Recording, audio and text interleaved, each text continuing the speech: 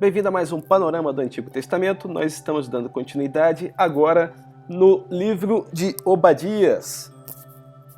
Então, quando nós estudamos o livro de Obadias, é interessante nós verificarmos em que momento histórico esses fatos estão ocorrendo. Por exemplo, aqui nós temos o período em que o reino do norte, Jorão, era o rei, e no reino do sul, Jeorão era rei. Nesse momento, a gente sabe que a casa de Jeorão, a casa de Judá, tinha relacionamento com a casa de Israel, até porque Jorão se casa com Atália, filha de Acabe. Então, aqui existia uma aliança nessa época entre as duas casas.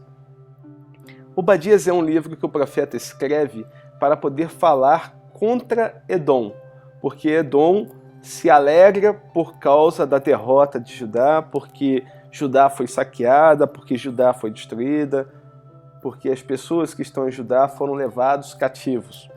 Bem, nessa época, então, não tinha esse problema no Reino do Norte e o Reino do Sul, os dois eram aliados, e nessa época também Edom tinha sido conquistado por eles. Então os fatos não falam a respeito da época em que o profeta vivia, mas os fatos estão aludindo a um momento que irá acontecer ainda. É uma profecia preditiva, vai acontecer. Então ele está falando de algo que ainda não ocorreu. Ele está falando que em algum momento no futuro, Edom vai se voltar contra Israel e vai fazer aquilo que não deveria fazer. E o momento mais propício para que isso ocorra é exatamente no final do Reino do Sul, quando a Babilônia entra no território e leva cativo Judá, no momento onde que diz que Edom se alegra malignamente. Bem, então vamos estudar o panorama de Obadias. Nós temos que dividir o livro em algumas porções. Como é apenas um capítulo com alguns versículos, a gente pode dividir ele dessa forma.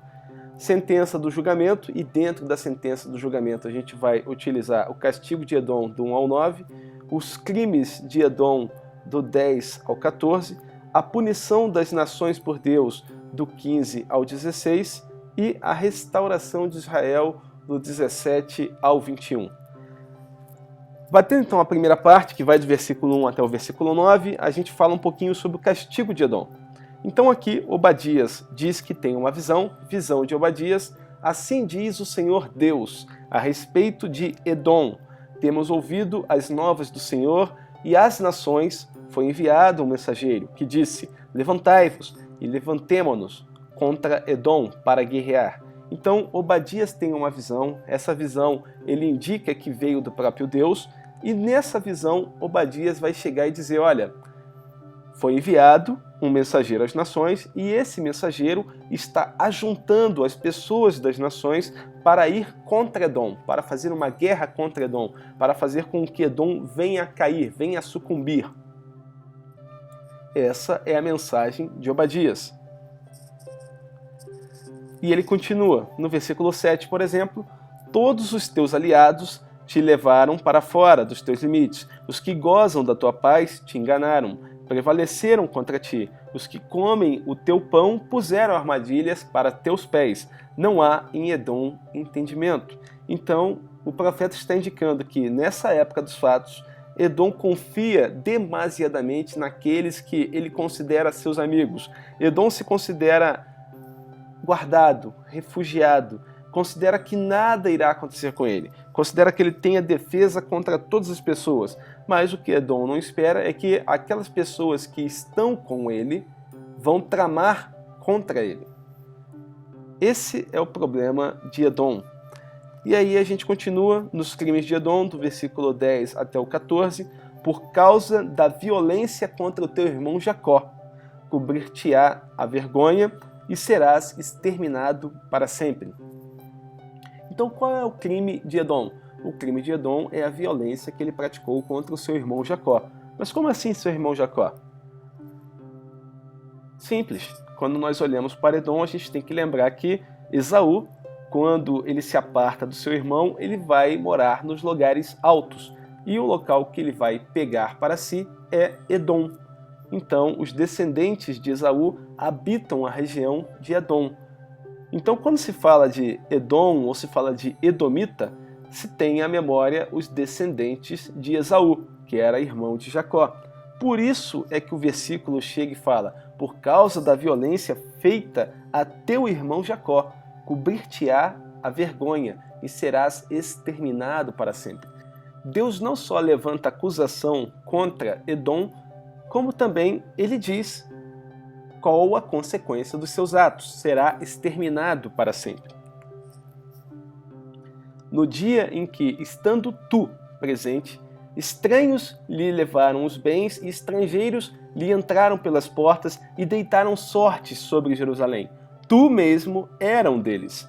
Tu não devias ter olhado com prazer para o seu mal no dia da sua calamidade, nem ter lançado mão nos seus bens no dia da sua calamidade. Não devias ter parado nas encruzilhadas para exterminares os que escapassem, nem ter entregado o que lhes restassem no dia da angústia. Então fica bem claro o que Edom há de fazer na época em que a Babilônia estaria conquistando a região de Judá. Exatamente tudo isso. Ela estaria também entrando no território, ela estaria se apropriando dos bens de Judá, ela estaria se alegrando por causa de Judá ter sido derrotado. Não só isso, mas exterminando aqueles que escapavam pelo caminho e pegando alguns e entregando na mão da Babilônia para que fossem levados cativos ao cativeiro.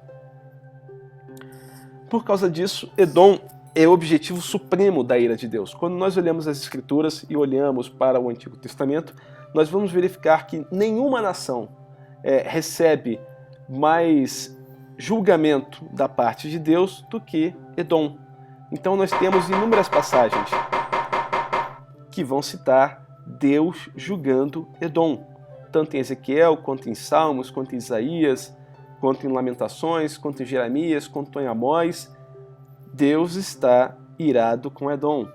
E aqui ele já decretou algo do qual eles não têm como se desvencilhar.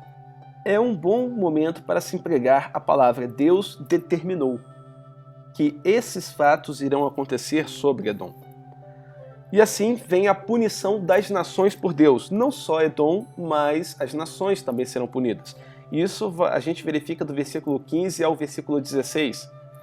Porque o dia do Senhor está prestes a vir sobre todas as nações.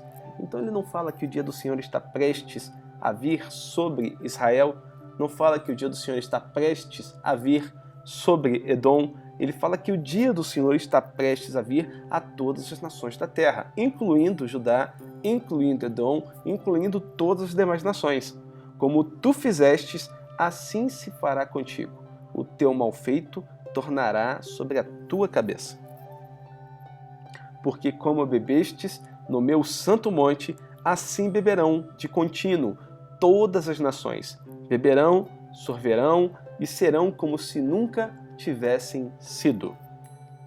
Aqui você tem que entender que Deus está falando: olha, Edom, assim como você fez o que não deveria, você invadiu Israel, você se apropriou daquilo que não devia, você se alegrou no dia da calamidade, assim também beberão de contínuo todas as nações. Beberão, sim, beberão, e sorverão, e serão como se nunca tivessem sido. Parece um tanto quanto complexo, mas é simples demais. Até porque, quando nós olhamos esse texto, fatalmente vem à memória tudo aquilo que Isaías fala a respeito de Jerusalém, falando que Jerusalém será um cálice de tontear para as nações, que as nações se embebedarão com Jerusalém, elas serão atraídas até Jerusalém.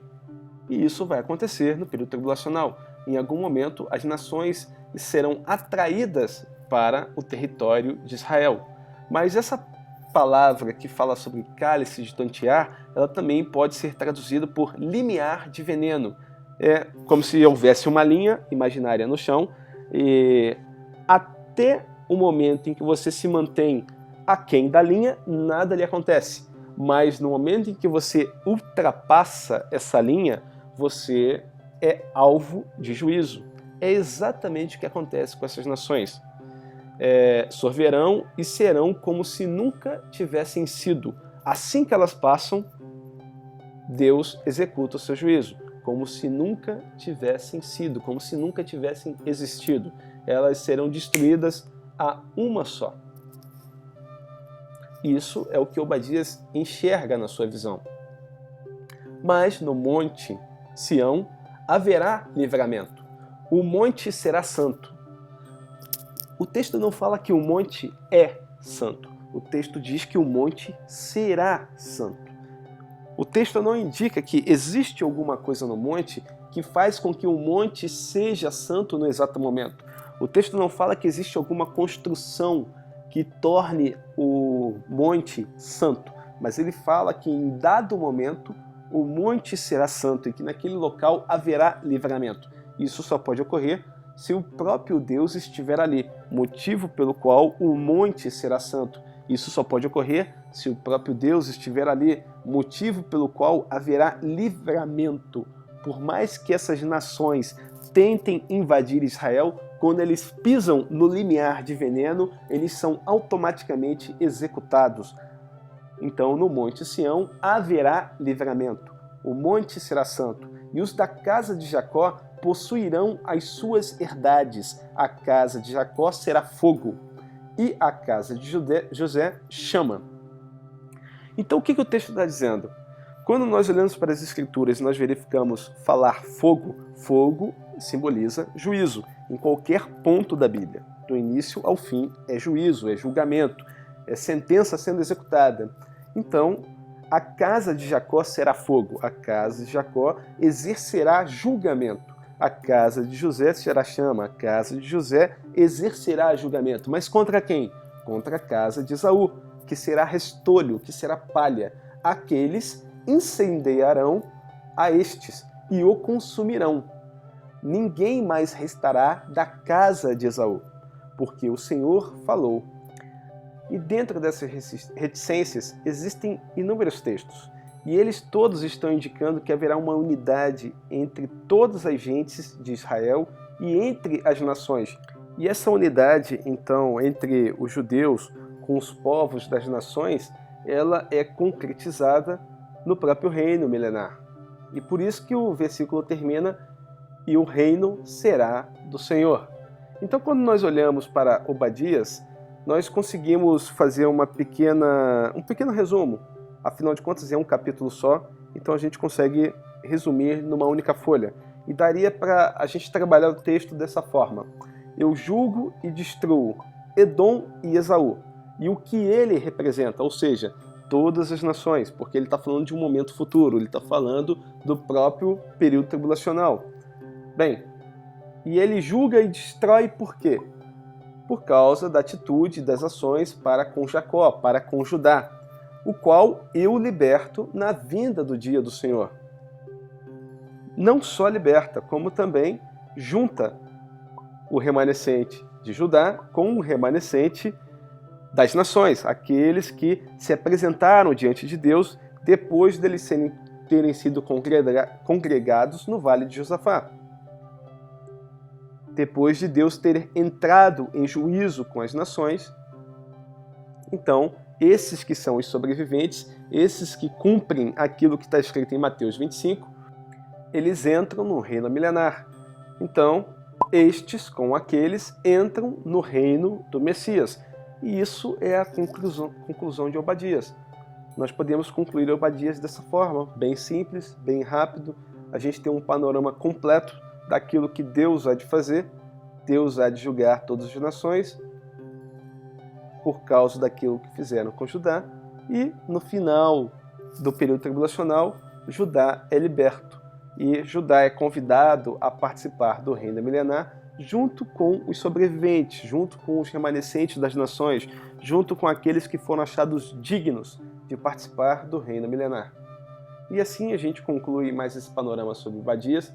Espero que você tenha aproveitado, é uma passagem bem curta, mas, de igual modo, ainda existem muitas coisas a serem observadas dentro desse texto. A gente só fez um panorama bem rápido, bem sucinto, para que você possa ter uma ideia geral do que Obadias diz na sua própria carta. Mas que Deus te abençoe, que Deus te dê conhecimento, te dê graça, e que você possa ler e se aprofundar em cada um desses livros, e possa cada dia mais aprender um pouco mais daquilo que Deus tem para a sua vida. Então Deus te abençoe, te guarde, até a próxima, Shalom!